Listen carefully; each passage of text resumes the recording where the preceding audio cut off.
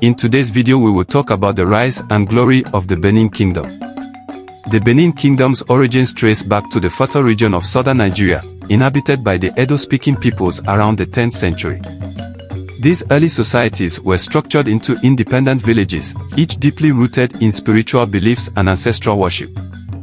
Their social organization was characterized by a strong sense of community and adherence to traditional customs. This foundation of spirituality and communal living set the stage for the development of a centralized and influential kingdom. Over time, the Benin Kingdom would grow from these humble beginnings into a powerful empire known for its advanced governance and rich cultural heritage. By the 12th century, the Edo people sought greater unity and protection. They invited Oramian, a prince from the Ife Kingdom, to lead them. Oramian was a significant figure in linking the Edo people with broader regional influences. His arrival marked the beginning of a new era for the Edo people. Oramian's son, Yukai, became the first Oba of Benin.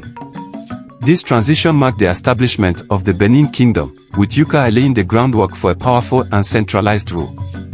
The title Oba evolved to symbolize not only political authority but also spiritual leadership, merging governance with divine sanction.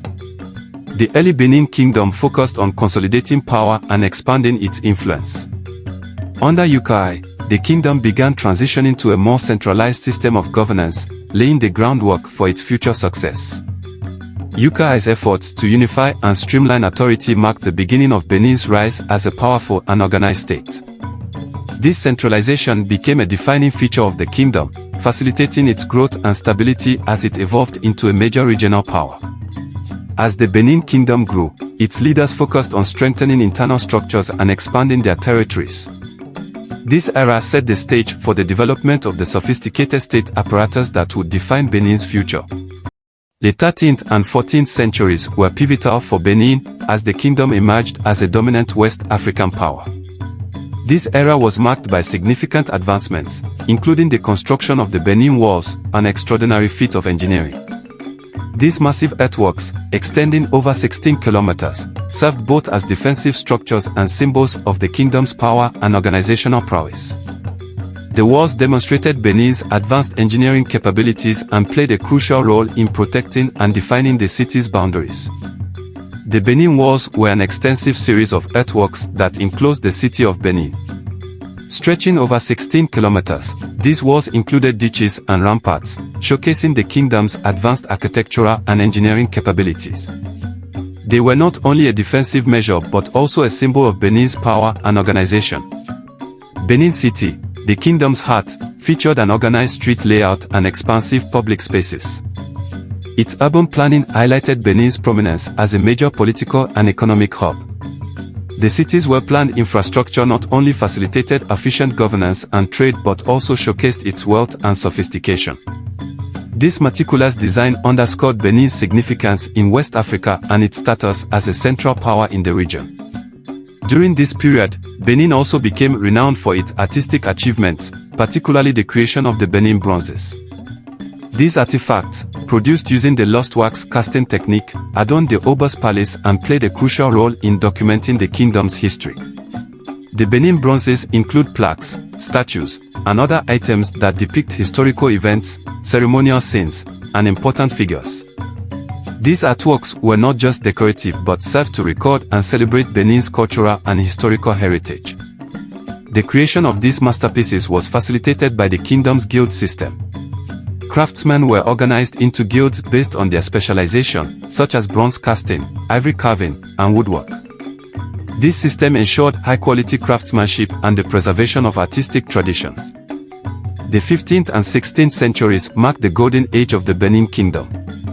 Under Oba Ewuare the Great, 1440 to 1473, Benin reached new heights of prosperity and cultural development. Ewuare's reign was characterized by transformative changes that solidified Benin's status as a leading power in West Africa. Oba Ewuare the Great is remembered for his extensive urban and architectural reforms.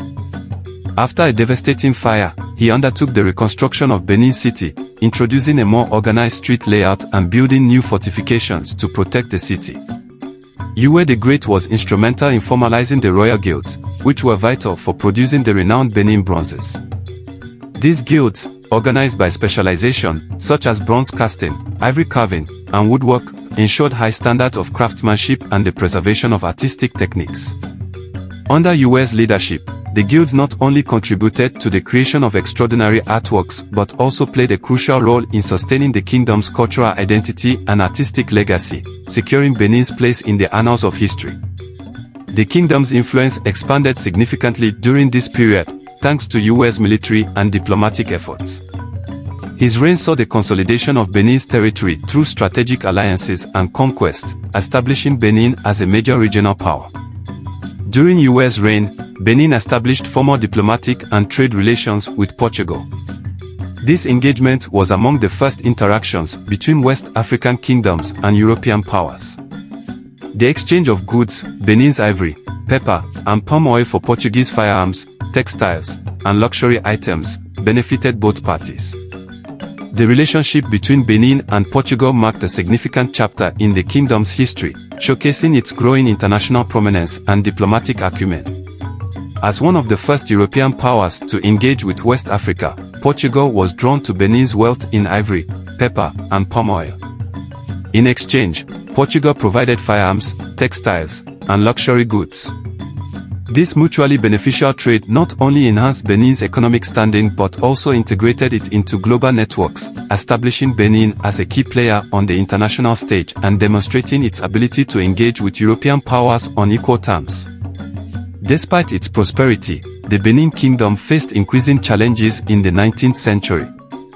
The rise of European colonial powers and the intensification of the transatlantic slave trade brought significant pressure and disruption to the kingdom. In 1897, tensions between Benin and the British culminated in a punitive expedition. British forces captured and looted Benin City, seizing numerous treasures, including the Benin Bronzes. This invasion marked the end of Benin's independence and the beginning of its incorporation into the British colony of Nigeria.